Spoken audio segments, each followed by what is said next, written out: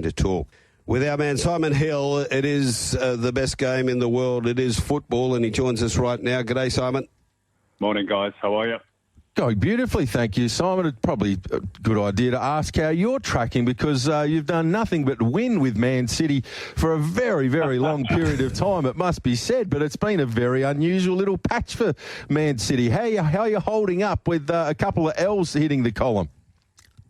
Oh, look, I'm fortunate that I'm old enough to remember far worse times than this when we were down in the third division in the 90s. So this is a mere blip. Yes. But they're going through a rough trot at the moment. There's a few reasons for it. You know, there's an aging team. There's a few injuries. Loss of confidence, loss of form, obviously, but we'll be back, and no better time to do it than against Liverpool tonight. Yeah, that is going to be a massive game. We'll talk about that soon. It's kicked off. What about the mighty Bees? We're in a bit of form at the moment, Simon. 4-1 winners over Leicester. They're going well. Yeah, to be honest, I love watching Brentford under Thomas Frank. They're an exciting team. They concede a few goals, but they're always likely to grab a few at the other end. And if you remember during the off-season, they lost Ivan Toney, and everybody was saying, well, that's the end for Brentford. They're going to get relegated. Where the goal's going to come from? Well, they've just smashed in, I think, 22 in their last 4 home matches. Yep. They've scored 3 or more in 4 consecutive at home for the first time since 1984, the latest of which being a 4-1 romp over Leicester overnight. With their new manager, of course, Ruud van Nistelrooy, former Manchester United number 2, watching on from the stands. Hat-trick for Kevin Schade, 1 for Johan Wissa, all that after Facundo Buonanotte, the wonderfully named Leicester player, had given the Foxes the lead. So Brentford are up to 7th. Leicester in deep trouble, a point above the drop zone. They've got West Ham on Tuesday, I think it is. That's a real 6-pointer for Leicester. But, Brentford going well. They might even be in Europe next season. Who knows? A couple of 1-1 draws. We had the Seagulls up against Southampton at 1 apiece. And likewise for Newcastle, disappointing result for them, 1-1 up against Crystal Palace, who levelled up in the 94th minute to sneak home with a point. Yeah, very fortunate. Newcastle, even though they only conceded in the 94th minute, they didn't have a single shot on target in the entire 90 minutes. Very poor display. And it looked as though they were going to get away with it. Mark Gay, who strangely enough was a Newcastle transfer target for most of the off-season, even some of the current campaign, put them in front with an own goal on 53 minutes, turning in a cross from Anthony Gordon. But Daniel Munoz, the hero for Palace, with the equaliser, which they probably deserved. Palace still with just the 1 win this season. Now facing a real relegation scrap, a level on points with 2 teams in the bottom 3. And they too have got a crunch home match with Ipswich on Tuesday night at Selhurst Park. I guess Newcastle, even though they'll be disappointed to have conceded so late, given their performance, probably grateful that they took anything at all from their trip to South London. What about Notts Forest? They are having a season. They were able to beat Ipswich Town 1-0. Yeah, they're having a great campaign and got the win over Ipswich only narrowly. Chris Wood, again the hero, the New Zealand international striker, his 9th goal of the season, which came from the penalty spot just after half-time. Jota Silva had been fouled by Sammy Smodics. So Chris Wood has now equalled Brian Roy's club record of 24 goals in the Premier League. And Forest up to 6th. And again, that's that big clash for Ipswich during the week away to Crystal Palace. We sort of getting to the point of the season where, the table has sorted itself out a little bit, and you're looking at games even this early as being, relegation 6-pointers. So that'll be massive for them. But Forest have had a great start and going well under Nuno Espirito Santo.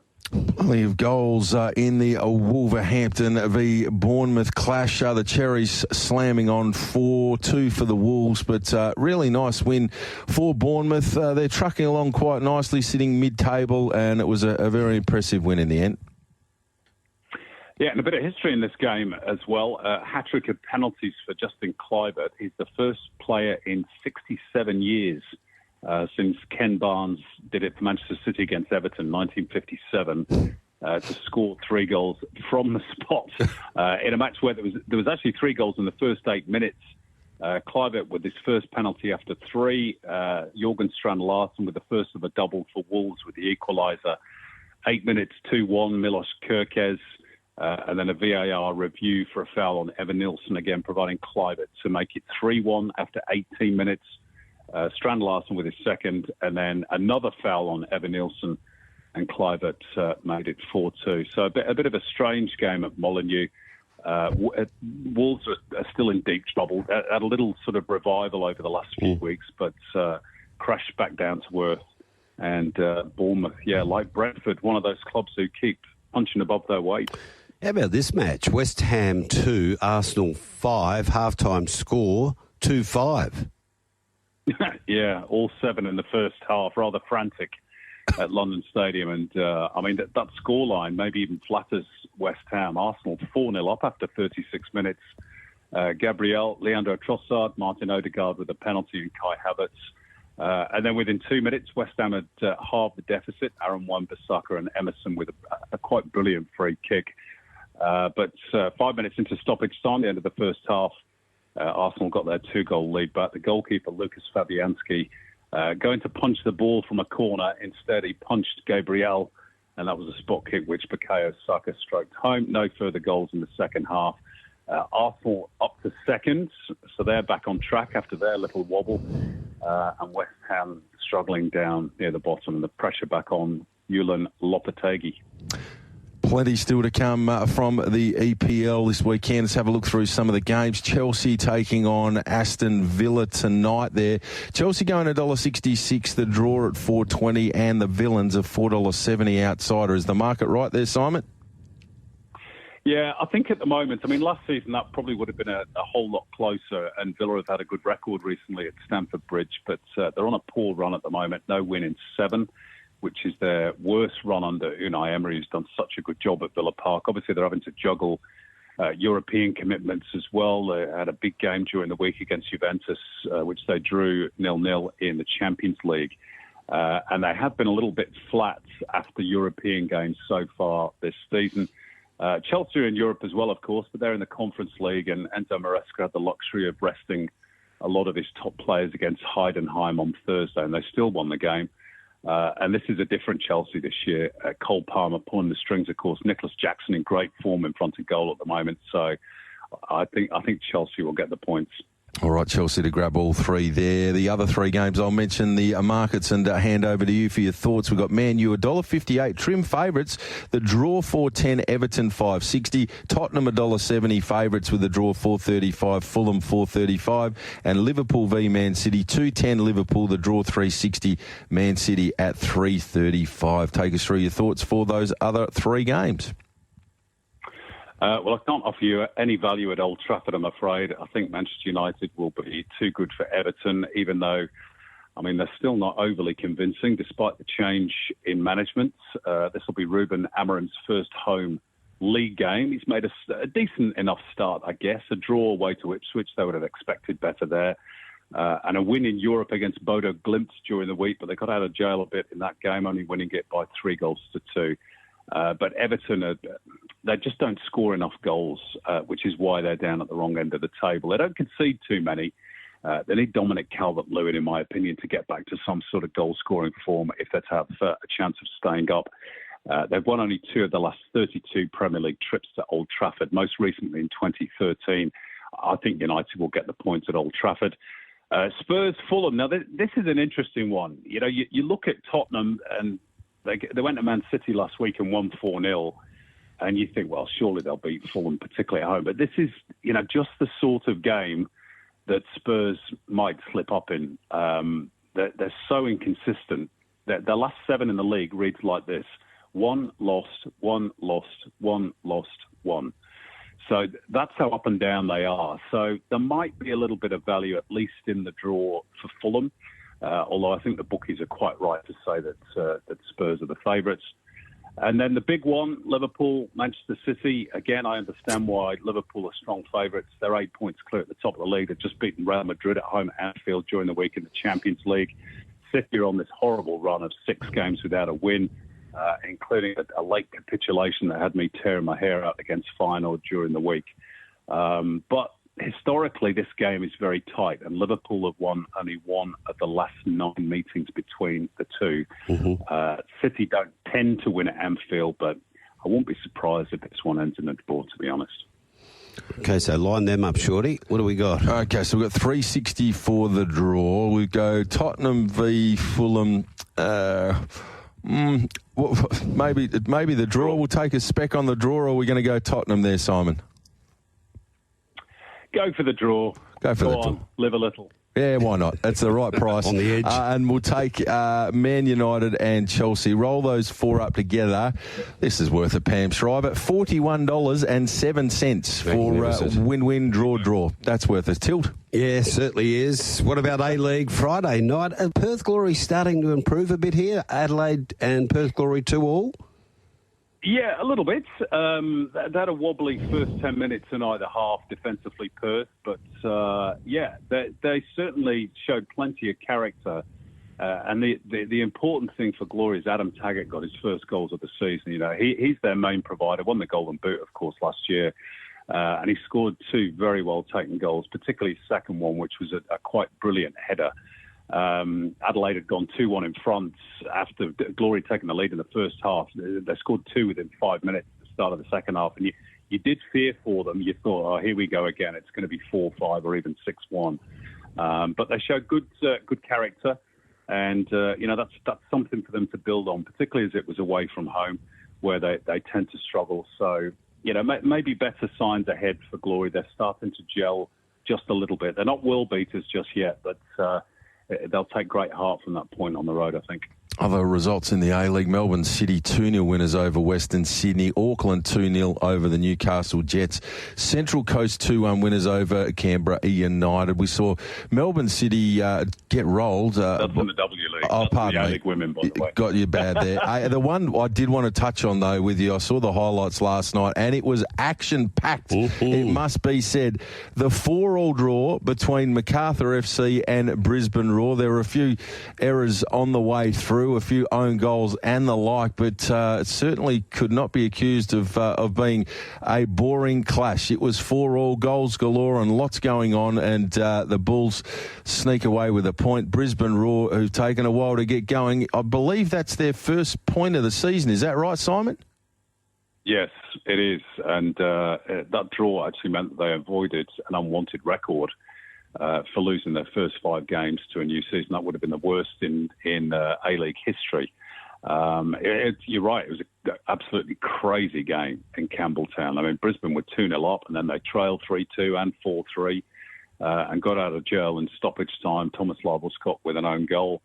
So I reckon they'll sort of, again, similar to Perth, they'll take that. It's a start. But they will probably feel they should have had more. But, who says football's boring, hey? And by the way, a word on Auckland, who beat Newcastle 2-0, 5 from 5, no goals conceded. That's the outright record for not conceding a first goal for the club, and also equals Western Suburbs' 47-year-old record of 5 straight wins to start a season. So they're going great guns at the moment, the new club. Incredibly impressive. The Matildas we saw get beaten by Brazil in the friendly through the week, but a bit to be learned from that, Simon, and obviously we're still missing a couple of our stars long term that'll come back into this particular outfit. Do you see scope for improvement for the rematch this week? Well, there's always scope for improvement. Certainly, defensively. Obviously, Brazil are a team that are in transition as well. I was a bit surprised that win was so emphatic for Brazil. So there's a bit to think about for Tommy Samani and the Matildas. And to be honest, longer term, they've got 2 games to come against Chinese Taipei, by the way, both in Victoria, on the back of this Brazil series, where I think Samani's going to blood some of the younger players. So it'll be interesting to see if some of those step up to the plate.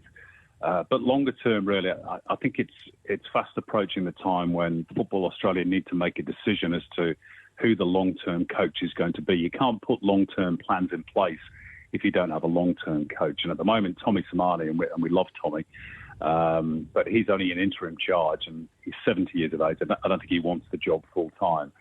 So I think it's time that they picked a successor to Tony Gustafsson and got on with it.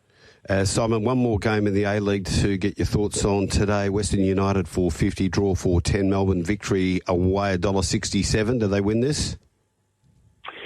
Yeah, I think Victory got to be favourites, and largely because, and I'm hugely disappointed in this game, even though it's a Western United home game, it should be being played at Ironbark Fields out there in the west of Melbourne. But on police instruction, in conjunction with the APL, they've been told they've got to play this game at Amy Park. It's all to do with security, of course. The new facility is very nascent and just being, developed as we speak. So they've had to shift the game to what is effectively Melbourne Victory's home ground. Okay. That gives Victory a huge advantage, and obviously Victory looking to bounce back after they lost to Wellington a little unfortunately last week in Unite round. So I think Victory should be too strong, to be honest. Well done, Simon. Thanks for that. We'll do it again next week. Cheers, guys. Have a good week. Simon Hill there. Get your text in 0427 789 571 for Retrovision. What about this Melbourne Cup from last night? And the green light is turned on for the Sportsbet Melbourne Cup. They're set. Racing, beginning well on the inside, was epitomised. Speed out from Scalacci. Scalacci's trying to get across. Epitomised, falling with Sunset Fraser. Around the first turn, Explicit has gone to the front. Explicit takes over. From in second, Joey the Jet. Then came Buddy Manelli on the inside. Scalacci further back to Big Energy, and then Epitomised. But his moment has arrived, and he's taking it with both hands. Explicit raced away, and Explicit is going to win the Melbourne Cup. 7 lengths on Joey the Jet. Miss Envy and Buddy. How good was that, David? And Jason Thompson joins us now after, I think, his 5th Melbourne Cup win. Very good morning, Jason. Yeah, how are you, Marty? Yeah, very good. Shorty's here. He's all excited. Absolutely. Good morning to you, Jason. Congratulations. Stunning performance handed in by Explicit. He's been well regarded as probably one of the fastest dogs this country's ever seen, but hasn't always had a lot of luck when the big finals have been on. But as we heard there last night, Dan Hibbert in the call, last night got the opportunity and really made the most of it. It was a Quinella for your kennel in the night as well, with the youngster Joey the Jet also running a great race off the inside draw. But start off with Explicit taking out the feature, and I'm sure you're just rapt that this dog's finally got the big Group 1 that it deserves in a race that is very, very special to yourself and your family. No, it's exactly right, Shorty. I think if you had have asked us at the start of the year that there's one race we'll let you win throughout the year, pick it. And it'd be the Melbourne Cup. And I think if you pose that question to any trainer with any good dog, I reckon 99 out of 100 would give you the same answer, because it's a very special race. It's a race with whilst it's not the highest prize money race to win, it's probably got more tradition about it, and it's just got an aura about it, a Melbourne Cup. And I think if you mention a great dog and say that he's won a Melbourne Cup, it just really adds to what he may have already done. And I think winning that race with Explicit probably is like putting the cherry on top.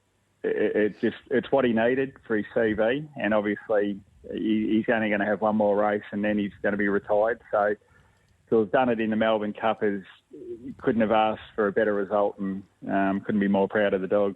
Absolutely, and of course by Bernardo, who you guys have had amazing success with as a stud dog.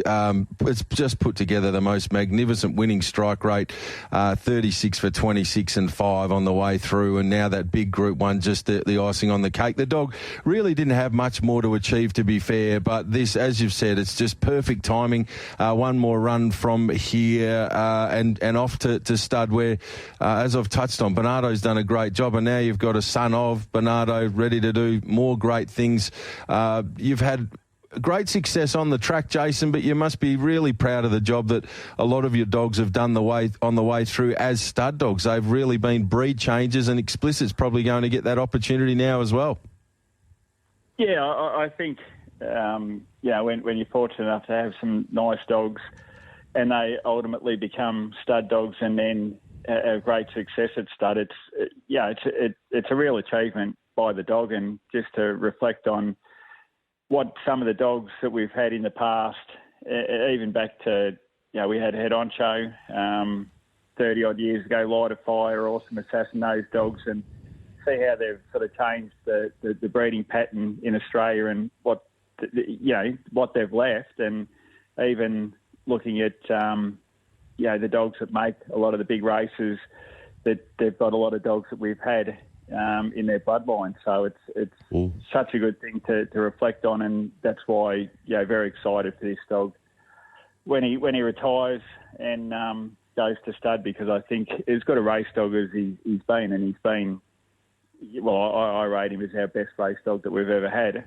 I think he'll be even more special at stud.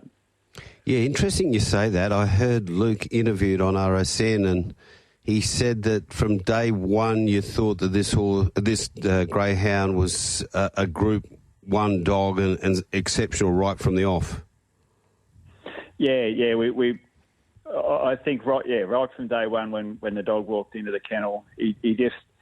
There's something about these special dogs, and look, when you've had them, you sort of you know what it is. And whilst they can show you plenty in trials and in lower grade races coming through, they just need that little bit that just elevates them above others when it comes to the bigger races. And this dog just had it right from day one, and obviously he's proven it all the way through. I think his 5 unplaced runs have all been in either Group 1 finals or a heat of a Group 1 race. So it just tells you the dog's ability and how good he's been, right from day one. So he's definitely the special dog.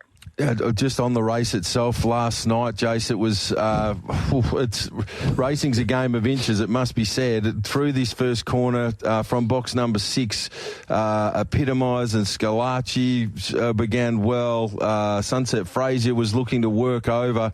It got really messy, and just at that moment where it started to all happen, Explicit was clever enough to duck to the outside, and it just missed Miss Envy and the other dogs as it was all happening, and that was the real crucial moment to the race. There have been a couple of moments in Explicit's lifetime in big finals where it's gone for similar manoeuvres and just been badly pratted or checked at real clutch moments like that. But last night, that split-second decision to duck off when there was a bit going on inside proved to be the real key to the win.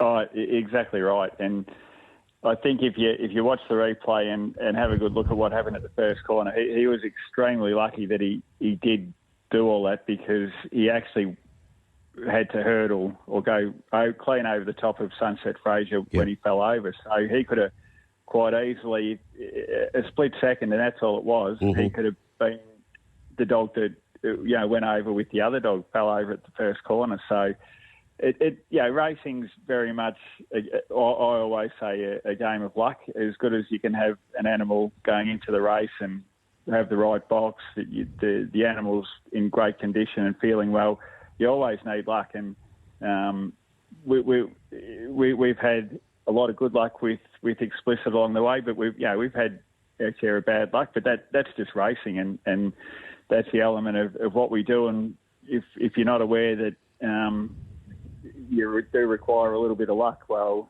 I think you've got a bit to learn, because, like I say, everything can be in your favour. You can tick 9 out of 10 boxes, but if you haven't got that little bit of luck, that could be your downfall. And Joey the Jet, who ran second, I thought he was terrific. Young dog on the way through, and he was chasing. I thought he was there to be beaten into second spot. I thought Miss Envy would get him as they went around the top bend, but he showed a lot of grit in the straight. He did, and I thought exactly the same thing. Watching the race, and I saw Explicit way out in front, and I looked back to see where Joey was, and he was second, but Miss Envy was hot on his tail. I thought, hopefully you can hang on and run third. But he rallied really well in the last 100, and he probably put another length on her in the home straight. But she was a terrific run as well. She found trouble at the first corner, but he also got a really good knock going through the first corner as well. Did. So I think it was one of those races, unfortunately, where I don't think there was a dog that didn't find trouble, particularly in the first corner and for most of the race. It looked as though that could happen on paper, and thankfully it sounds like the dog that fell, Sunset Fraser's, pulled up all right, which is what you want to see, because there's always next week or the week after. And Yep. I've always said to people, doesn't matter where you come, as long as the dog comes home safe and you've got him for next time. So spot on. One dog that has got home in good order and looks to have a massive future over the middle distance and potentially beyond. Tim Zhu, what a magnificent win. Was a huge night for your kennel last night, Jace, obviously taking out the Melbourne Cup, but to also have the added bonus of taking home the Group 3 Sir John Dillon Memorial with Tim Zhu was a great plus. And didn't this dog run the hands off the clock? Yeah, look, he's obviously a really good dog. I mean, he throughout the year, he's won a Warragul Cup, an Australia Cup, made Adelaide Cups. He's a very, very fast dog. To be honest, at the top level over 500, he needs to draw somewhere near the inside because he just hasn't got that early speed to put himself into the race at times out of ordinary draws. And unfortunately, his last half a dozen runs, he's been drawing off the track. But again, that's just racing. You can't help box draws. And last night, to get a good draw, and the idea was to step him up over the 600 with the aim of possibly, I'd like to think that he still could get a slot in the Phoenix, because I think the reason why we put him over 600 was hopefully we thought if he did everything right, he'd run like he did last night and run really good time. And I think a dog like him with a 600-metre run under his belt into a Phoenix, if he drew somewhere near the inside, he's going to avoid any early trouble, and he could be one of those dogs. If you watched the race last night, the Phoenix could be quite similar with a lot of speed, bit of trouble at the first corner, and if you had a Tim Zhu, might be last out the boxes, gets through the trouble in the top three, well, God, he's going to be coming hard at the end of the race. Be pelting home. Great family result too last night. Obviously with Shortte, Holly, Luke, and shout out as well to Benny, who's going really well up there in Hong Kong. You'd be pretty satisfied, Dad, right now. I would have thought the way things are turning out, Jason. You've got Holly and Luke who are clearly doing an amazing job with the team and love the greyhounds, and they look ready to go and take over at some stage heading forward whenever you've had enough, along with Shortte. And Benny just continues to keep kicking goals up there in Hong Kong. You're pretty entitled to be a pretty happy father the way things are turning out with your family at the moment, on top of all the success with your greyhounds.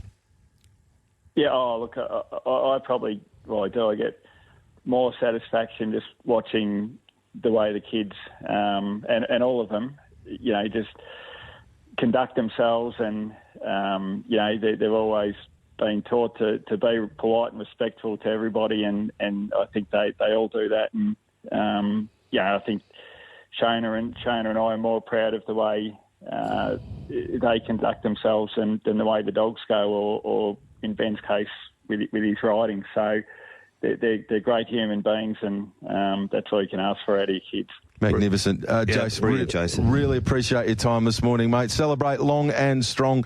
Much deserved victory there overnight in the Melbourne Cup for Explicit. Look forward to seeing what he can do at stud, and thanks for joining us this morning on The Aftermath. No worries, thank you. There he is, Jason Thompson. Amazing what good parenting does, isn't it, Shorty? Absolutely. You don't have to worry about under-16s looking at social media if you've got good parenting. It's spot on. Blah, blah, blah. Let Marty Young and David Shortte do all the talking on The Aftermath. Sunday morning at its best on Tab Radio Racing and Sports. Yeah, very good morning, Chris Nelson. Good morning, Marty. Good morning, Shorty. Good morning to you, Chris. Nice to be catching up. I thought you might have to ring up Noah and borrow the Ark at some point there over the last couple of days up in Queensland, Chris. But we got through the big program there yesterday at Doomben, and it was similar at Rose Hill. Both meetings managed to sneak through to the keeper and get one and run. Let's go through the program at Rose Hill. We'll work through some of the races that you've noted for us here. The first of them is race number 4. And was a victory here for Redbreast with Tim Clark aboard, defeating Terrastar and Driftnet. Were you impressed with the winner, Redbreast? I was definitely, Shorty, and I was impressed by the fight that this horse showed. Now, not surprising, I suppose, being from the Waterhouse Botyard, but any punters out there that were had their money on Driftnet, I bet you can think they would have had their house and they would have been ready to buy a new one at about 150. This horse just strode to the front. I reckon it got nearly 2 lengths in front and was home and hosed. And then all of a sudden, just felt the pinch a little bit. Redbreast and Terra Star got going, and Redbreast fought back, who originally led the race. Tough as old boots, came back to win, whereas Driftnet just petered on the run, just peaked over that last 50 metres or so and ran third in the end. So all credit to the winner, Redbreast. Driftnet will obviously improve with the run. One of my favourites there, Pippi Beach. She's soon becoming a non-favourite. But, look, she was good again. She ran on from last. I think if you're going to follow her going forward, you have to follow her on wet ground. So she was definitely suited yesterday on the wetter ground. But all honours with the winner. Driftnet's not far away, and Pippi Beach, well, if you want to follow her, make sure it's on a wet track. I think Chris Waller's developing a nice staying type here. Ring Me Up. You would have seen this mare up in Brisbane last campaign, 2 from 2 by American Pharaoh out of an Acosta de Lago mare, and only going to get better as she steps out. Yeah, and Zach Lloyd's first winner as a fully fledged jockey out of his apprenticeship, so well done to him. Very bunched finish here, Marty. There was only, 1.43 lengths between first and sixth, which was Jamboree. Mm-hmm. Take nothing away from the winner, but the one I liked here was Zaphod, who ran second. Now, he was a horse that we saw up here in Brisbane, and he ran well in a couple of races here. He won convincingly. He's an import from France, I think it is. Mm-hmm. First up 1,800 metres, and he copped a bump at about the 250. And just look at his back legs; they went sideways, and he straightened up again, and he ran second. I think he probably would have given the winner a real run for its money had he have not had that bump. So follow him. He's another one though that loves wet ground. So if we get more rain, that'll enhance his chances. But follow the first 2 out of that race. Indeed. On to race number 7, the listed Starlight Stakes over the 1,100 metres. And it was Eagle Nest causing the upset with Tom Sherry aboard. Really strong to the line here, Eagle's Nest. And it was too good in the end, going home with the cash. The popular Our Kobe-son had to be content with the silver medal there yesterday. What do you make of the Starlight Stakes, Chris? Well, going forward, Shortte, just be a little bit wary of this form because they did actually run this race pretty softly. They went 30 seconds and change for the first 500 and flew home in 34.13. First 4 out were the first 4 home. So they didn't change their position. So just going forward, don't rule anything out that couldn't make any ground from the back. And we talk about some good horses there in Peril and Contemporary, etc. So don't sack those on the run. I think our Kobe-son will improve, and Eagle's Nest will certainly improve further as well. Okay, what about Private Eye in the Festival Stakes? He was terrific. Well, he got out to a silly price, didn't he, Marty? That was just ridiculous. I mean, you'll look now, $9.50 for a horse who'd been going around in the premier sprint races in the country just about. Well, they were. He's gone around in Everest and Shorts and all those sorts of races and run quite well. Good positive ride from Nashville Willer. Sent him forward. He likes wet ground. We've seen that in the past. And, you look at some of the horses he's beaten. You think Robusto and Zadaki and Mighty Ulysses would have gone around in Everest? I don't think so. So at the end of the day, he was a silly price and he bolted him. Love it. All credit to him. Yeah, absolutely. Love that positivity because the horse switched right off and had done its last prior couple of runs, but really clever. And I'm sure Joe Pride had plenty to do with it with a chat to Nash.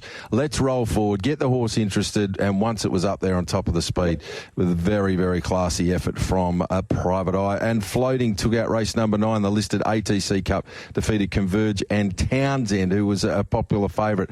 Let the punters down. Woodrow was even sadder with those bloodshot eyes there yesterday on Wonderworld. He was. They were the days. Bring back Simon Townsend and his little chuckle there, Shorty.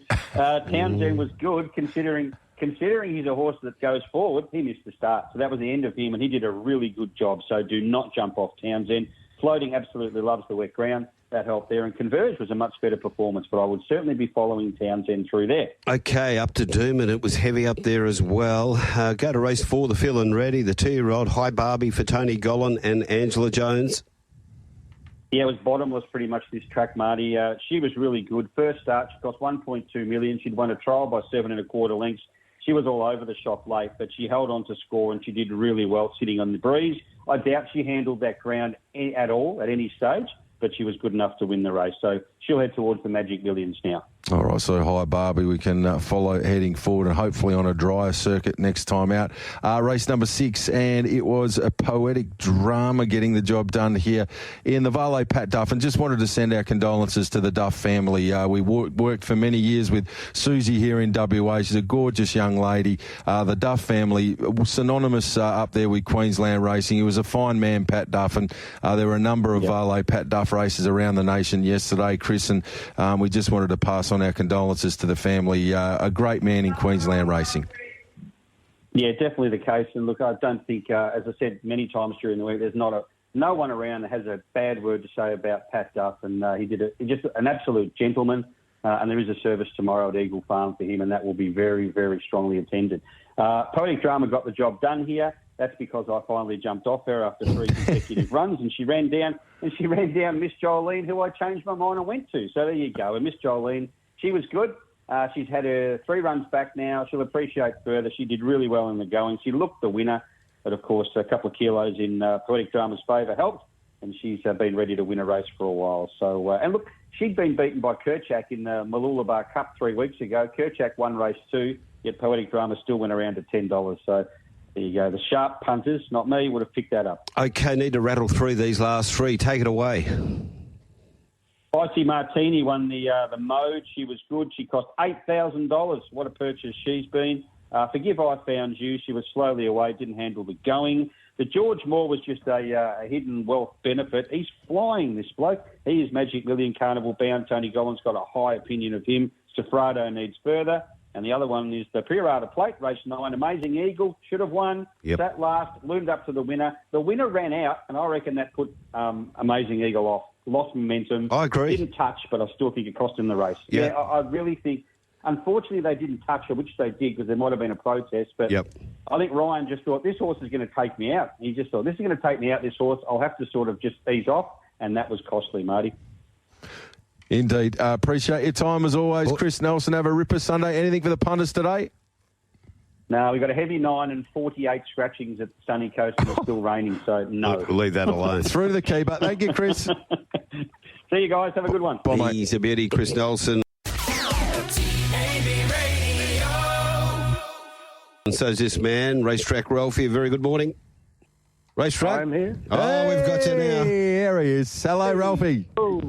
Hey, boys. Yeah, we had we seem to get one decent dump a year in November, and we copped it yesterday. So, unfortunately, the traditional Sandown meeting now at Caulfield was marred by the wet weather, and those who handle it were a chance, and those who didn't were none. Will that go back to Sandown in the future? This meeting? Look, I don't think so. I doubt it. I mean, for the racing itself, you'd have it there for sure. But I think the different dynamics now of food and beverage sales and memberships and everything else, I think that's why I'll stay at Caulfield, and ultimately the Dollar's going to win out there, I would think. Okay, let's go to the Guineas. Snitson over for Kira Murren down Stackhouse. Stackhouse having a very good weekend. Yeah, absolutely. I think we touched on this last week, that this is the time of year where you want to sort of gravitate to those jockeys just below the top level in quotation marks, because, you know, guys like Daniel Stackhouse and Ethan Brown, they're very, very capable, and then all of a sudden they get opportunities, and there'll be more to come too, with Zara and Blake Shin getting a spell. Perfect ride here. Bitter Creek's pulled up sore. A little bit of a concern on the form, given that they've run 141, which is very, very slow. There's 2 lengths between the first 5. And if you're on Pisces in the run, I think you might have said some rude words. Absolutely, yeah. It wasn't the prettiest of views. One thing I'll say about the filly that got the cash, though, she can do it tough in her races and keep on finding. That's 2 starts in a row now where she's really dug in after having to do work in run. 100%, yeah. She really she gave it all. French Ruler was probably that little bit too far back. I don't think there's much between them. There obviously was only a nose between them at Newcastle and the lead-in, but they're both going well. Yeah, they're sound horses, this group, but like I said, when the 7th horse is so unlucky and there's a bit of a blanket between the first 5, it's got little queries about the form. Fair enough, too. Having a look at the Group 3 Eclipse Stakes over the 1,800 metres, and it was New Energy, once again, Kieran Ma to the fore with the former European galloper, and was really, really impressive there yesterday, Ralphie, the way it finished things off with Mark Zara aboard. Yeah, I mean, this is the way it sort of hit the line at its first Australian start, which was in March when it ran second at Randwick to Pearson. Since then, I mean, let's face it, it's been in the elite level. Last two starts, it started 100 to 1 and $61, given it was in the Champions Mile and the King Charles. But this was its right race, and wow, what a ride! I was cheering on Poison Chalice, and then when you see Zara ducking and weaving, and if you look at the head on, I thought, yeah, I think he's getting a holiday, but Zara normally takes a holiday at this time of year anyway, so I think he's riding without a fight next week and then gets a couple of weeks off, and he'll have his little freshen up. So what I would say, though, from a horses to follow perspective, which is the brief here, Poison Chalice during the week, there's another big dump of rain predicted, and it's Ballarat Cup Day, so quick back up for Poison Chalice, just perfect. I think it's going to take a power of beating next week. All right, so Poison Chalice, pop it down and make sure you butter up punters onto the Group 2 Zipping Classic over the 2,400 metres. And, wow, this was a tremendous ride from Rachel King. And Arapaho, who was pretty popular there yesterday with the punters, was too strong in the end for Smoke and Romans. Back in third was Berkeley Square. But Arapaho looked the right race. Plenty of punters jumped on yesterday. Proper ride from Rachel King and too good for them, Ralphy.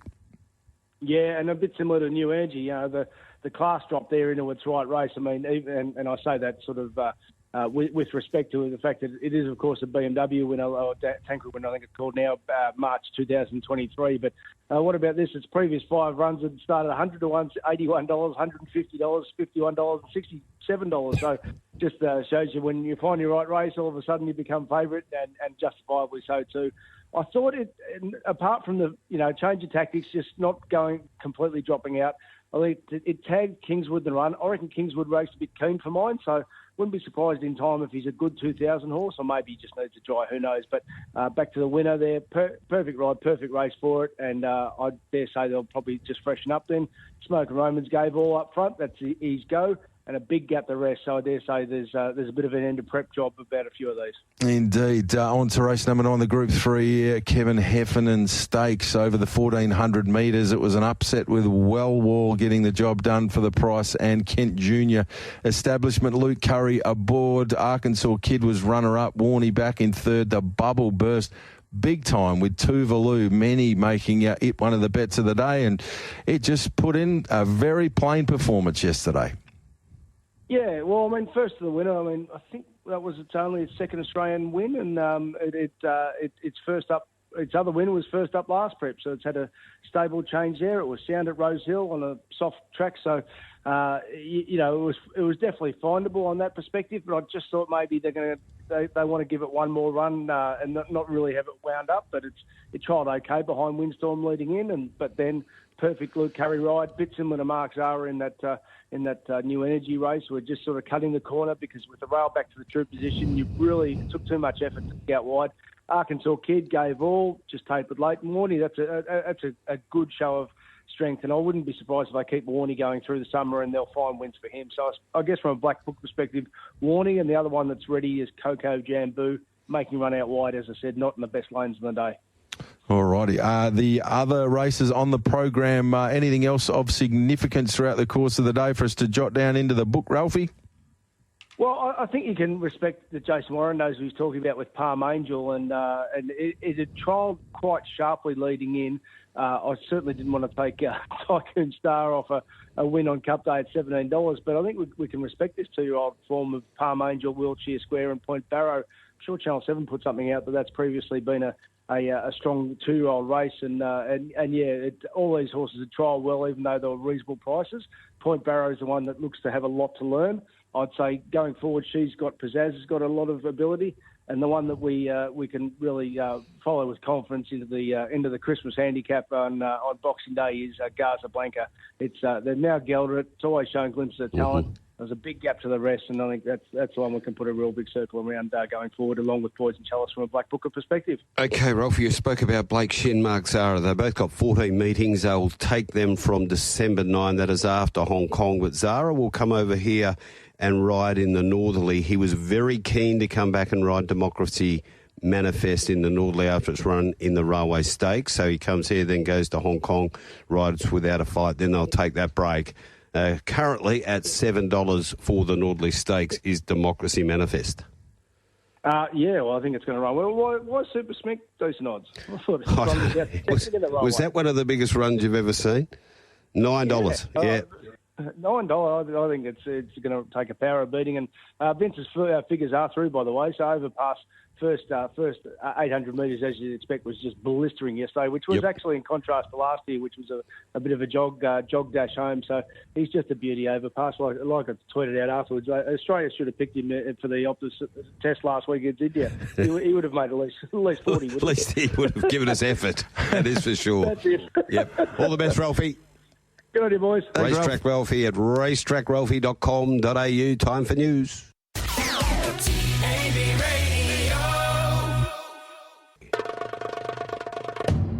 On the Aftermath, it's time to introduce the 1985 Brownlow medalist from the Footscray Football Club, Brad Hardie.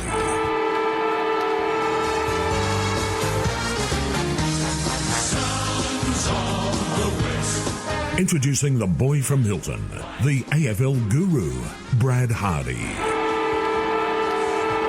Good morning, Bradley. Morning, Marty. Good morning, Stavely. Good morning, Shortte. And did our mate Chris Nelson, did he tell the story about the $90 double, Shorty, that went begging yesterday? He did. He did touch on the fact that late in the day there at Doomben yesterday that it wasn't the prettiest of viewing for those aboard Amazing Eagle. It must be said, Bradley, that one didn't go unmissed on this end of the line. Yes. Can someone please throw the hat around and buy a compass for Ryan Maloney? That would be lovely. Not just the prettiest. save a little bit. Let's see how much extra distance we can cover on a heavy track. Bradley. Car park, pay the ticket on the way out the gate, and miss my head. Yeah. Fortunately, Eagle Nest did the right thing with Tommy Sherry aboard yesterday at $21, Brad, and that was from the camp, and at least made sure that there were a few coldies out throughout the course of the day, which was very nice. It was a great day of racing. Day 3 of the Pinnacles across here in WA.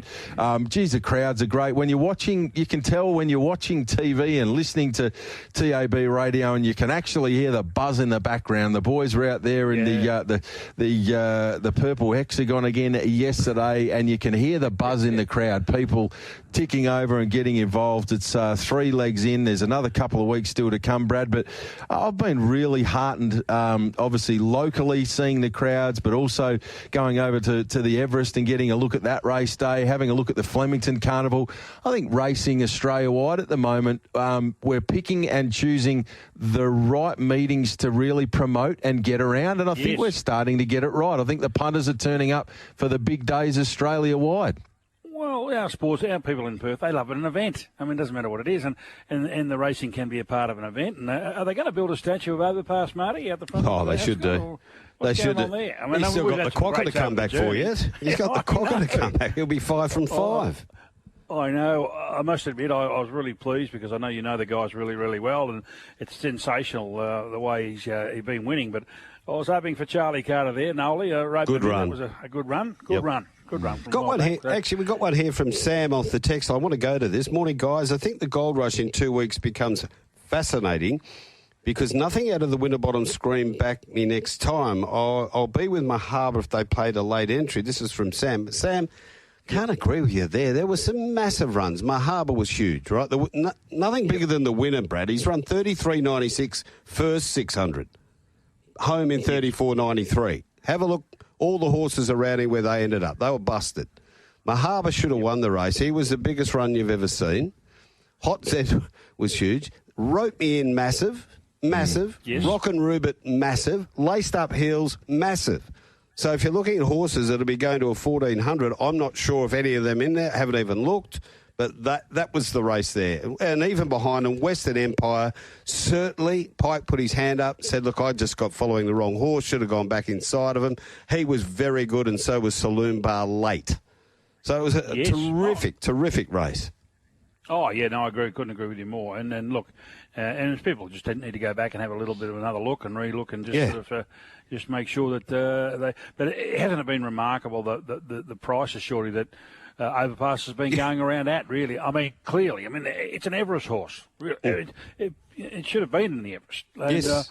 So you can class again nearly $3. What was it, $3 yesterday again, Shorty? $3.30 fixed, Brad. It got as big as about $3.70 at one point, and we were all saying, I wonder what price the real big punters will step in at here, and just kept blowing till they eventually got to about $3.70. Was about that point where they said, "Steady on, punter. That's enough. We know what this horse is capable of." And speaking of the Everest, Brad, this horse won on Everest Day while I was over in Sydney, and at that point I said to myself, this horse has got to be an absolute moral.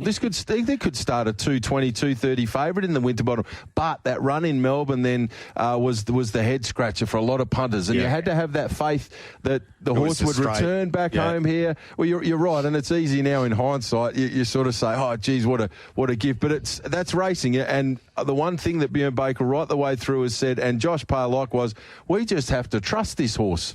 It didn't run to its best last time out, but every other time it's been in Perth, it has run to a level that has been superior. Let's just trust the horse. And in the end, the punters that did trust were rewarded yesterday. Well, Shorty, you were heavily into the greyhounds along with Peter O'Neill, etc. I mean, it's amazing. A horse can race. A dog can race really well at Mandurah, but it mightn't race well at Capalaba down the straight. You know what I mean? Correct. Horses can get lost. You know? Spot on. Going down the straight at Flemington. So it was absolute forgive that particular run there. No, fantastic. And I've always loved the races at Ascot in particular. We used to go regularly when in the days when I was playing at South Fremantle during the summer. We used to go every Saturday. I used to love it with the boys, and still continue to do so. So well done to all concerned over there. It's flying. It's brilliant. Brad and Shorty, kudos to the team that have worked throughout the week, because they captured all the track work on Tuesday. A lot of the horses went out there to have a decent gallop, some just having a look around, and the interviews post that just suggested that if you had any little doubts on Overpass, forget about it. Dappled up, loves the place. As soon as it comes back to Perth, as soon as it hops on that plane, says, "Oh, beautiful, I'm off to Perth, put the boardies on, down the beach, go for a stroll and pick up a couple more million." But well done. Interviews, if you saw them, and then if you saw Josh Parr win race number 3 on Norwich from barrier 15, that's when you had to say, oh, hang on a second. If Norwich can do it from out there, Josh Parr, and run 108 or whatever, I think Overpass might be able to do it as well. Worked it out. Yeah, sure.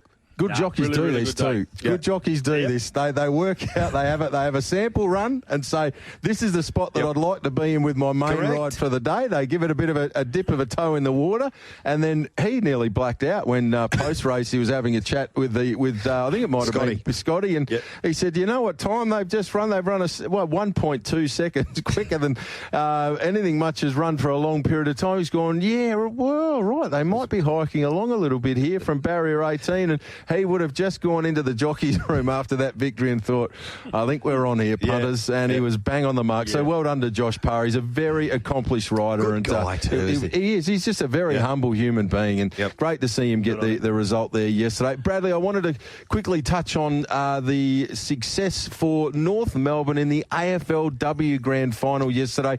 It brought to a close an unbeaten season by the girls in blue and white, their first AFLW premiership, and a pretty special achievement to go through the entire season without dropping a game. I thought that was worth mentioning today. They were the dominant team throughout the season, and in the end went on to win the grand final pretty comfortably, 39-9 there yesterday.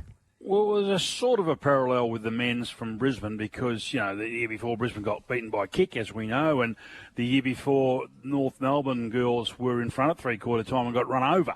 After being in prime position to win it. So Brisbane were able to come back this year and win the men's, and North were able to come back and go, as Shorty said, go through undefeated. Obviously, I do a little bit of work on 3AW, call a few games, and my trusty sidekick on a number of occasions is Libby Birch. And she's done a wonderful job. She's played in 4 grand finals now, Marty, and won 3 premierships with 3 different teams. So that's a bit of a unique thing. I know they're shorter seasons and stuff, but that's a great effort. And I know she was pretty chuffed after the game last night. To be in 4 and win in 3 with different clubs is quite remarkable. It was in the Bulldogs' first one, 1-1 with Melbourne, and now 1-1 with North Melbourne. So, so she's pretty chuffed by that. Physio by day, footballer by weekend. Hey, little bit of cackle I got that there's unrest at Windy Hill. What's going on there? Yeah, there is. As I said, I've been forecasting this for a little while, and you and I have been discussing it off air, Marty, and more much as on air. But as I say, yeah, I think the David Barham, the incumbent president, wants to go another year. I'm not so sure that's going to happen. Paul Weston, former champion of the club back in the Sheedy days. Yep. He and Dean Solomon, Shortte, who you're very familiar with, etc. They're mounting a challenge. They want to get on the board. They're not happy. It's been a long, long time. I don't know how many days it is, but it's been 20 years since Essendon have been involved and won one. It's just crazy.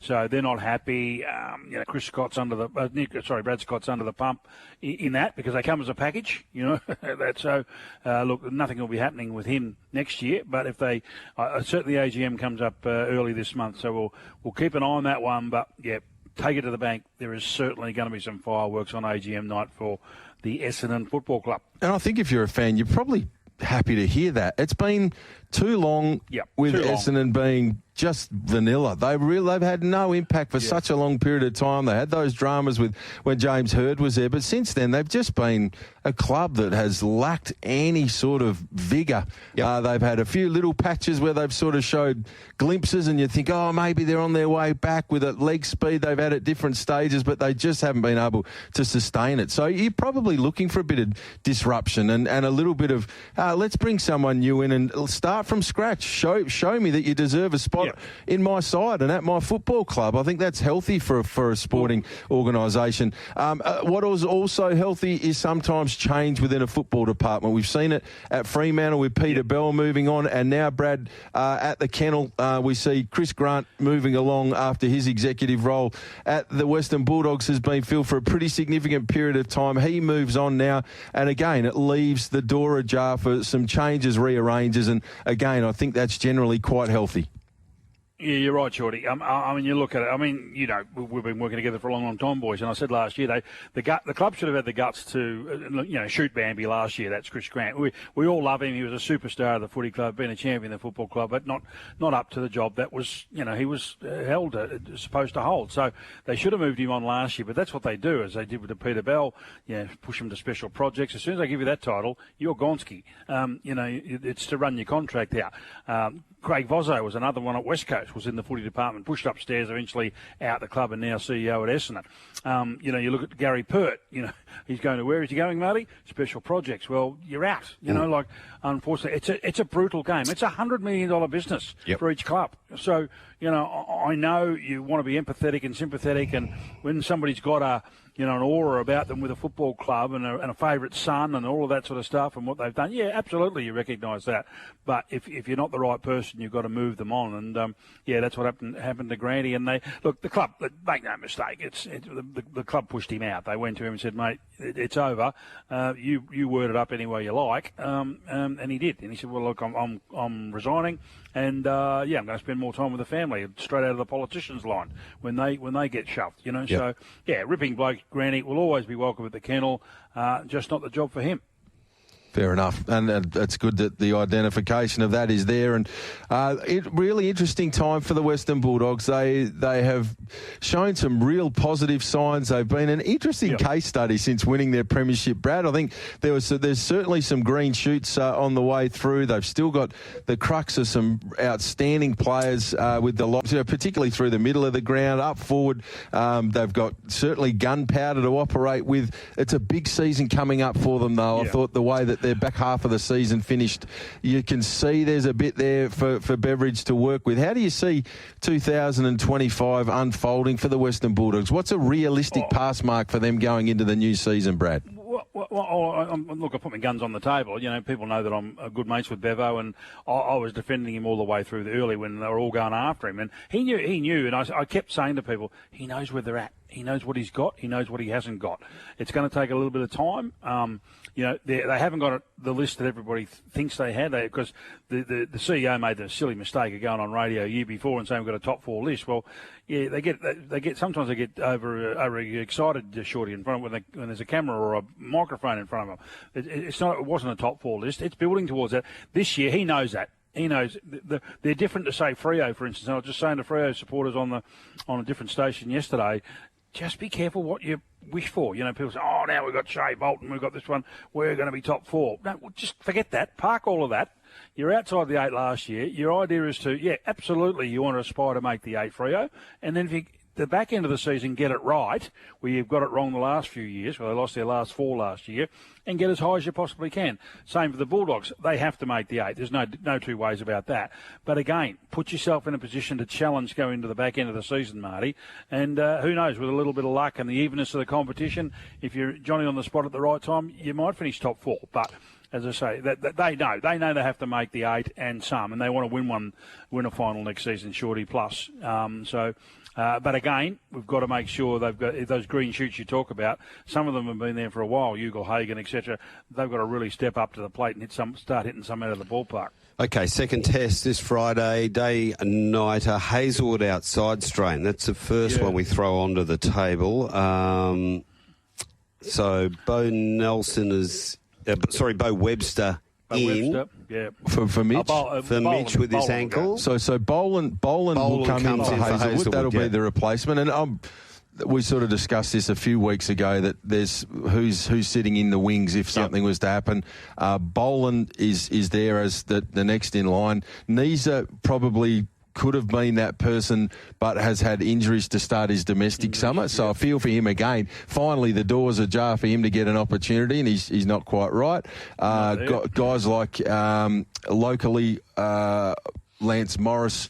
Also, he can bowl quick, but they've opted to go with bowling with the day-night sort of potential for more swing rather than the speed option, which I probably get. And there's question marks on where Mitch is at and his ability to be able to play the role of an all-rounder now with his body, and so they're leaning towards potentially having him as watch on the second test, and that would leave the door ajar for Bo Webster, who's had a wonderful couple of years of domestic cricket, and some will say, he's a bolter. If you have a look at the Big Bash and Shield cricket over the last 2 years, this guy has consistently delivered, so I think they've got the right guy to fill that spot if he is to come in, but I'd be really interested to see what the morale and stuff is like around the group at the moment, Brad and Marty, because it was, let's not sugarcoat it, it was an absolute horror show here, the first test. You can try and say, they were a bit unlucky, but the way that things panned out, to bowl India out for such a paltry total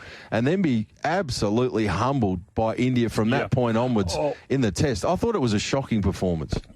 But there's a lot out there who want to sit on the fence, Shorty, and defend them and say that, no knee-jerk reactions. Labuschagne, let's call a spade a spade. Labuschagne should not be playing in this test. He should be out. They should have made a change, whether it's they bring in Inglis or they look to elevate Hunt or someone like that. You've got to find out. And I don't subscribe. I never have. Even doesn't matter if it's footy teams. Doesn't matter what sport you talk about, Marty. Mm-hmm. People say, you can't rep.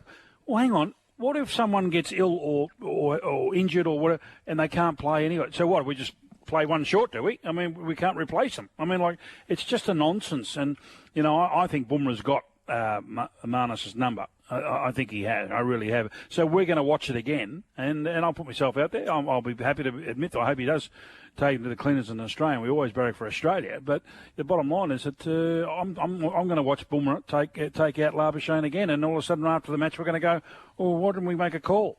$1.20 availability blows the front pad up. And what's that? There's a great big queue that's just knocking the bookmaker off that stand to take the $1.20. That front pad will get blown up once again. Once Jasprit Bumrah owns in and gets in that head, and then he just sets you up. So I just wanted to touch on that as well, guys. As a cricket lover, watching different bowlers go about their work. Now, the great Shane Warne was a beauty at it, and when he got to the point in his career where he was actually commentating on the ground and telling you, here's what I'm going to do. I'm going to set the bloke up. I'm going to bowl a couple that sort of slow and loop and go away, and then I'm going to bowl the one that goes back the other way, and I'm going to trap him in front. And then you'd watch him, and he'd do that. And the first one, the bloke, second one, third one, back in, boom, in front. Wow, unbelievable.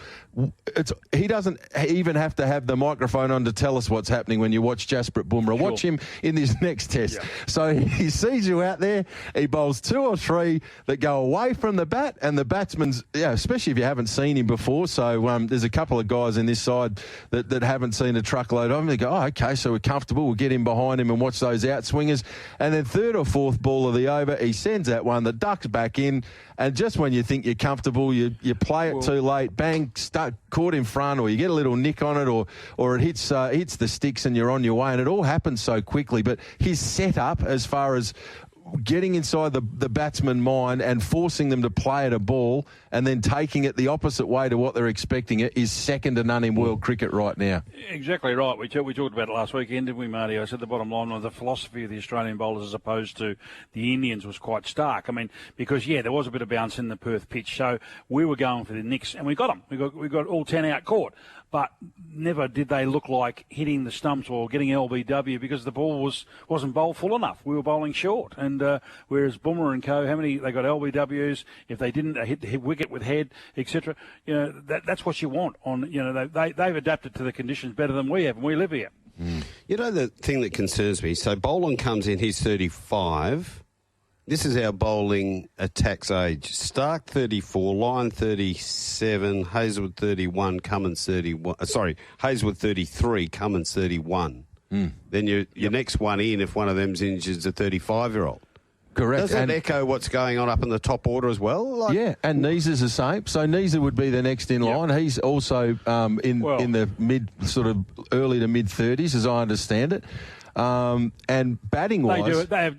They do have a billion people to work with, but the bottom line is, look at that, 5 out last week who could almost walk into their test lineup tomorrow. Well, they've got, and some of them will come back, including Sharma. They had 7 blokes who were inside 10 tests, 7, and all in their 20s. I mean, we have to. We've got an Ashes series not so far down the track here, guys. And as I said last summer, we spent fumbling and bumbling around looking after blokes who haven't. They'd had a terrific run. Yeah, that's good, but you don't stand still. If you stand still, you're going backwards. And then we had to pander to Warner because he wanted to have a John Farnham farewell tour, instead of having someone in there trying to shore up a new partner for Khawaja, etc. We're still fiddling and fumbling, and now it's come back to hurt us. And so where is the youth of Australian cricket, Brad and David? Where's the youth coming through? Is there a dearth? No, has it dropped off? It's there, but it's getting opportunities is the hard part, because the older blokes stick around forever and you just sit there rotting on the vine. And then you say... and then you say there's nothing there. They bulltish the narrative because, I heard George Bailey say the other week, Marty, as we said, he goes... we're because of the Test match championship, we're picking for the blokes who are in form now. Well, what happened to Harris and Bancroft when they were smashing the door down? I get that. I mean, we're a little bit pro West Australian, but the bottom line was they just held on and waited until those other guys who were out of form came good. And as Shorty said, look, they may have to look at, I don't know, it's not ideal. I blocked it in the waffle over the journey, but in cricket, it might become the case where you may have to have 3 blokes under the age of 23 in a Sheffield Shield lineup. Maybe that's where we need to go. I don't know, because maybe we've just got too many guys hanging around. But remember, Mike Hussey came in and played Test match cricket when he was 30. Yeah, big time. And an outstanding. It took him a long time to get there. But my own other thing is that no one's immune from being dropped. I don't care what sport it is. And you have a look at the champions, the halcyon days. Langer, Hayden, Ponting, Martin, War, all got dropped at some stage. All got dropped. So Marnus is not immune from being dropped, and there's quite a few in that team who'd probably be put on the mat as well. Might be good for him to get some hunger back and have to go and grind out a few hundreds in Shield cricket to work your way back into the side. I love confidence and swagger and all that sort of stuff, but I was reading his comments. I don't know, maybe I read them the wrong way. I'm happy to recoil if that's the case. But there's one line he said: "If I'm not making runs, we're not winning Test matches." I'm going, hang on, mate, you're the only bloke in the team, pal. I just don't get it. I just don't get it. The young people today are a bit wired differently to me. That's and it. The other good thing, Bo Webster coming, he'll go straight to first slip, won't he? Take Khawaja's place. Someone's got to get in there. Big fellow. He's got big hands. There's another train smash. You can see it's going to Khawaja at first slip. You can see that. He missed one in the first. You just leave. Reflexes catch up with you, Marty, as you get older into the sort of mid-30s to late 30s. They don't get any slower, the fast bowlers, and your reflexes start to go. And it can happen really quickly. Like, speaking to Sauce and a few of the boys, they go, we were tracking really well, and then all of a sudden you turn up one day and the bloke that you've been tapping all over the park for a decade nips one away, and you're not quite there, and you think, hang on, that's I should just be leaning on that through the covers like I have done for 10 years. And then you know what it is? It's age. Yep. It catches up with all of us. And the same thing can be said at the other end of the spectrum with the kids coming through in their second, third pre-season or second or third year at the elite level. All of a sudden they say, wow, what is this kid? He didn't look like doing that 2 years ago, But you're right, Shorty. It can come and it can take it away from you, and they can give it to you just as quickly. Spot on, Bradley. We're all looking for a Sunday saviour today. What have you come up with for our listeners? Yeah, going, I'm sick. Anybody wants meatloaf, so you should just back these ones individually, I think, rather than because I always keep getting that meatloaf every week. Warrnambool race 3, number 4. Now, Colour Our World, just put in, take out there, Shorty, and it's $1.50. It will be winning. Don't worry about that. Then we'll go to Newcastle race 4. The stable's in real form. Number 8, Simply Just on debut, $6. And then race 5, number 10, another one on the horizon for Ronnie Quinton, Burge. It's $1.55, put in, take out. So 2 put in, take out, and Simply Just good value at $6. So $1.50, $6, $1.55, Marty, $13.95 there for the punters today. So what was the bet at Warrnambool? I missed that. 3-4. Race 3, number 4. World. Colour Our World. Newcastle race 4, number 8, Simply Just at $6, and race 5, number 10 at Newcastle, Burge, $1.55, Marty, $13.95. Yeah, fingers crossed for Queens takes king in the Jericho there today. I know the track getting to a heavy 8 now is probably not going to suit the old grey mare, but she's been in wonderful form for Evo's Distinct Racing, and Shane Jackson now training at Tommy Ryan. There's a good combination, and gee, I know what it would mean to all of that gang if they could win a Jericho. That'd be fantastic. Fantastic, yeah. That would be great. Yeah, absolutely outstanding. Yeah, we had a bit of checkered weather over here, Bush. As I said, like we laugh about it. We say, you can get 4 seasons in one day. We had 4 seasons in 1 hour the other day, sure. Oh, yeah. Oh, Bradley. Wind, sunshine, rain, and hailstones. It was unbelievable. All in an hour. And as we leave you, and up there on racing.com, they're showing the great Elstrom beating Mackay Diva there in a race. Passed during the week, the great horse. To me, he was a bit underrated, that horse. He was a superstar. Absolutely. Superstar. He was, no doubt. And look, and the other 2-year-old of the Waterhouse Spots, a mate of mine had a share in it, Kirk. What was it called? Oh, yes, the past. Yep. Awful. Yep. Awful. Okay, Bradley, now... For loans, 1, 2, 3. Great mates. What about Retrovision? Yes. Oh. And Retrovision, Mort's a ripper. 17 stores, got to be one near you. That one out of Ellenbrook is flying.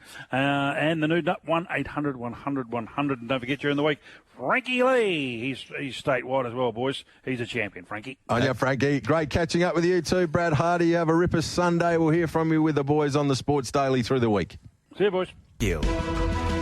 Blah, blah, blah. Let Marty Young and David Shortte do all the talking on the Aftermath. Sunday morning at its best on Tab Radio Racing and Sport. Yes, and always a pleasure to have Chris Pike talking NBL. Good morning.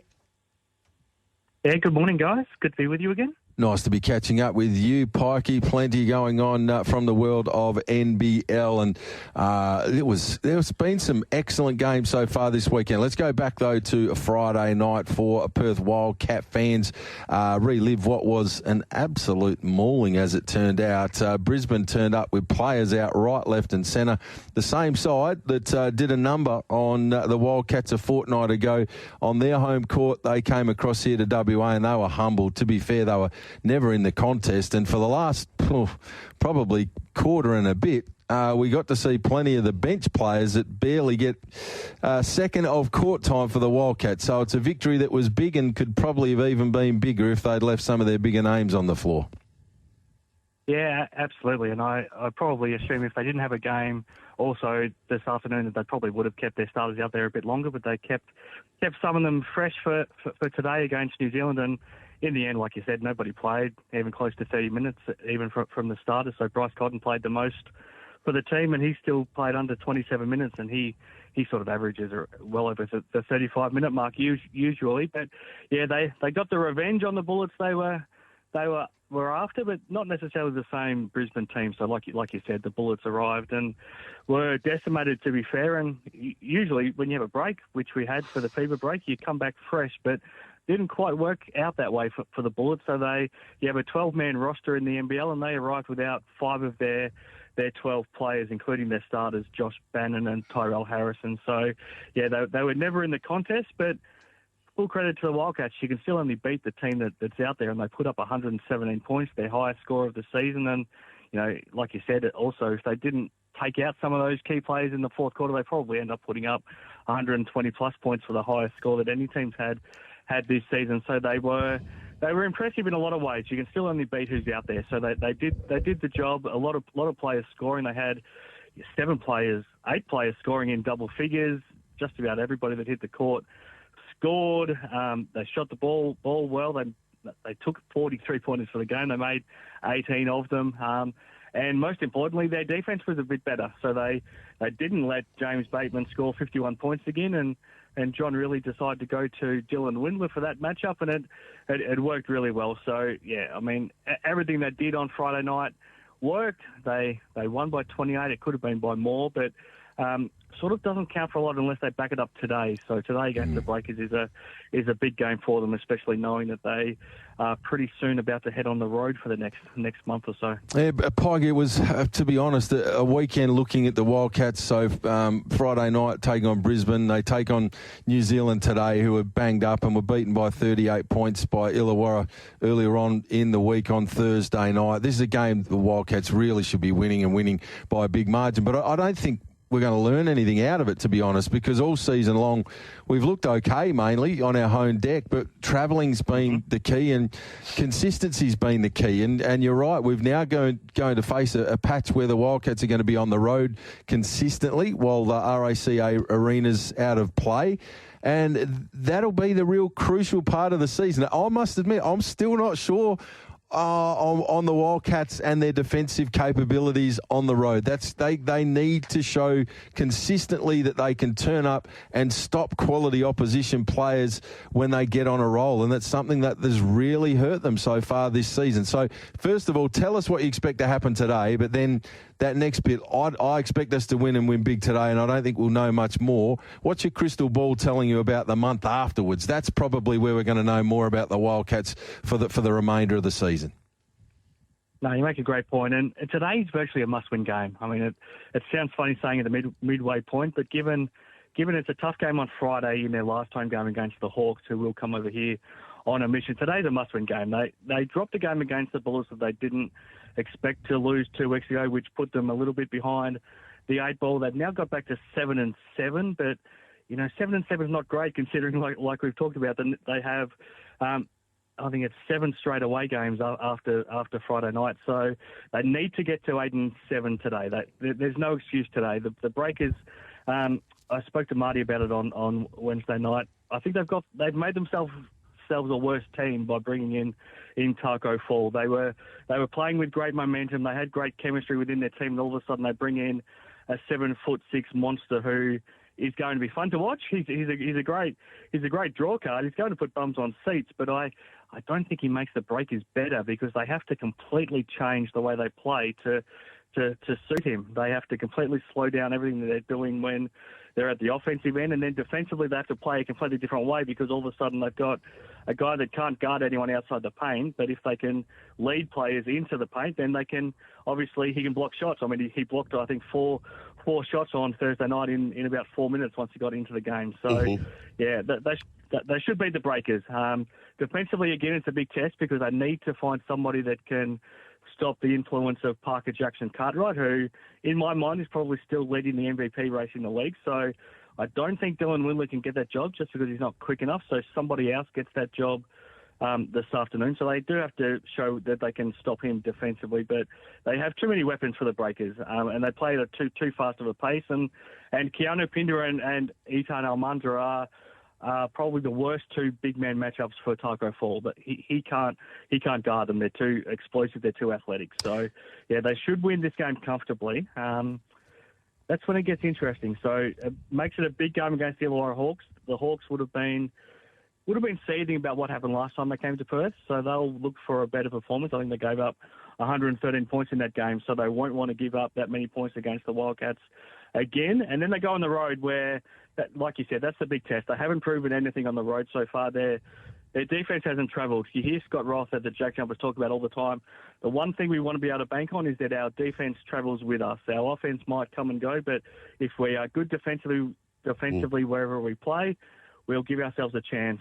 You can't say that about this Wildcats team because you look at what they've allowed players to get hot. We saw Bateman's 51, Golding's 46, but as a team, they just don't make life difficult for their opposition. The opposition can do things on their terms, and it starts straight away because the Adelaide 36ers are a completely different team on their home floor. So that their first away game of this stretch over December is next Sunday in Adelaide, and the 36ers will have Kendrick Davis back for that game. They'll still be without Montrezl Harrell, and the 36ers can comfortably put up 100 points on them if their defence isn't on song. So yeah, they're in a really interesting position. We know they can score points, but can they stop teams on the road?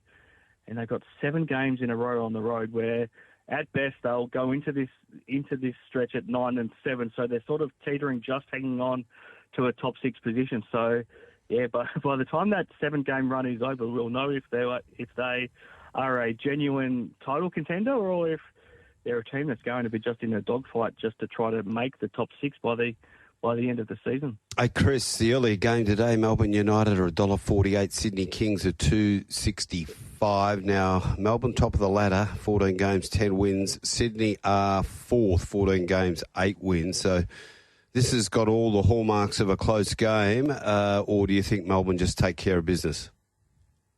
No, I actually don't think it does. I think Melbourne will take care of business there. Mm-hmm. I mean, they've kind of quietly gone about their business, but they're now 3 games clearing top spots. So they're 10-4, and you know they're 3 wins ahead of the Breakers, 2 wins ahead of the Hawks. They've played more games, but yeah, they're doing really well. They've averaged 113 points in their last 3 games, including that one against the Wildcats where Chris Golding went nuts, but he's now coming back into the season on the back of hitting 19 3-pointers in 2 games for the Boomers, so he's feeling good. They get back to full strength with Jack White back in the lineup as well after he missed a couple of games, and they're fresh. This is their first and only game of the weekend. The Kings played in Cairns on Friday night. Yep. They got a win, but again, they weren't overly impressive. They beat a Cairns team that fought hard, but lost another key player to injury. Sam Wardenberg got hurt.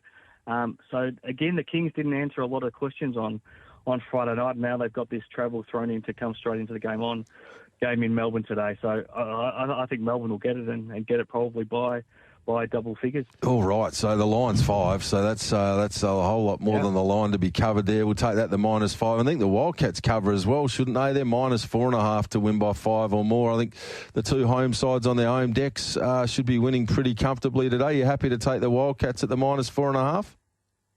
Yeah, absolutely. I think they'll win by double figures too and put up 100+ points. So, yeah, I think they'll put on a bit of a show today. Love it. That's 361 if you want to go conservative. Little Sunday double, Shorty. That's nice. That's just nothing too crazy there. No frills. Just -5, -4.5. Whack. And if you would like to get a little more experimental and take double digits, the pair of them, then you'll be looking at double figure odds for that to happen. I'll be having a little bit of that myself. Hey, Pike, I love talking NBL with you. You bring great passion. You've been awesome for this station so far this season, and you will continue to be so. Go the Wildcats this afternoon. You're too kind, Shorty. Thanks very much. Always good to have a chat. Yeah, catch him on Wednesday Drive. There he is, Chris Pike.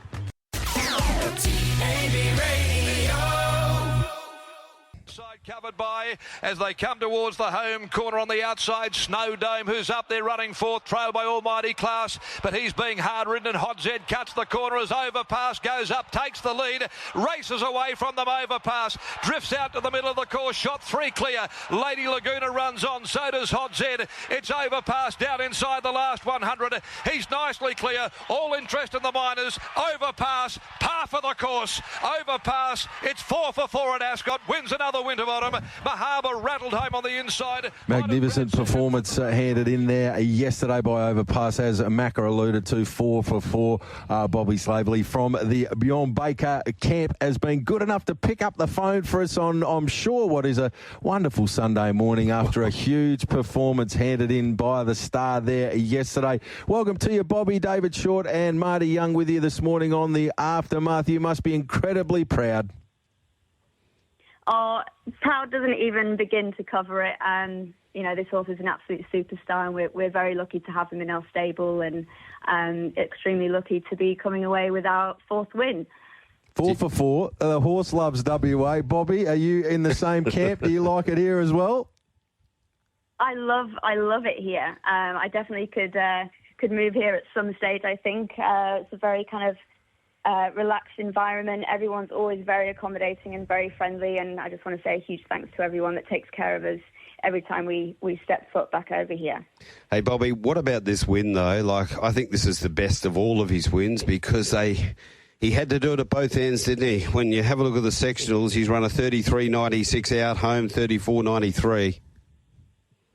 Yeah, absolutely. I think all of us sort of held our breaths there, sort of a couple of 100 metres into the race. There was a lot more speed in the race than I think what we anticipated. But, a huge credit to Josh. He's got so much confidence in this horse, and he knows him so well, and he knows exactly how to ride him here. And Overpass obviously loves the track. And a huge congratulations to Bjorn, and, a huge training performance. We obviously hit a bit of a lull there in Melbourne a couple of weeks back, and it was a similar kind of pattern last year, coming into the winter bottom. And it's just excellent how we can get this horse to bounce back and be in his best form. Bobbie, I think you must claim a little of the credit here. I love a humble champion, but you've clearly been a big part of the journey as well with this horse. Everybody has mentioned that when this horse gets across the Nullarbor and lands here in WA, pops on the Superman cape and just puts on the thongs and the boardies and realises he's in WA and it's time to find the best self. But you know the horse really well. Is it a realistic assessment that people have that the horse, just when it does arrive here, it's something about the place that does bring the best out in the animal? I think yes. He steps foot off that plane and he gets into that they're very large sort of sandboxes. It's like he's living in a sand roll, and I think everyone that knows Overpass knows that he loves a good roll. So we don't sort of use the walking machines over here. I have to take him out for a hand walk, and I give him a pick of grass every afternoon, and he gets the sun on his back, and obviously really enjoys Ascot as a racing track too. Obviously handles them really, really well, and I just think he just kind of switches on and he just gets into his element here. I definitely see a huge difference between him at home in Sydney and the horse he is here. And coming on from that run in Melbourne, Shorty and I were talking about earlier on, the trust factor came in for a lot of punters, but seeing you interviewed after the work on Tuesday dispelled any thoughts that he may not be back at his best Perth form. Yeah, look, it's kind of hard to say.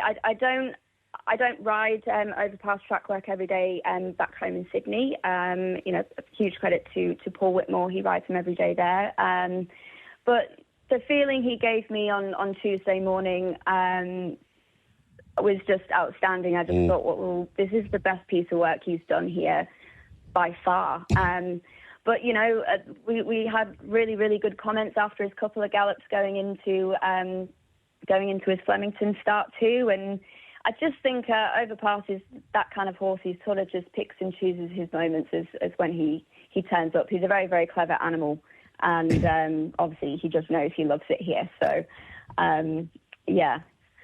I think we'd all love to have one that clever. Bobbie, just quickly, we've got about 20 seconds before the news, but you sound remarkably fresh this morning. How did you dodge the carnage overnight? I didn't consume too much alcohol. I was really quite tired yesterday. It's always a long day at the races, but I'm just looking forward to getting back to Sydney and getting back to the rest of the team. It's been great to have you across in WA along with Overpass. Thanks for your time this morning, Bobbie. Continued success. Thank you very much. We'll see you next time.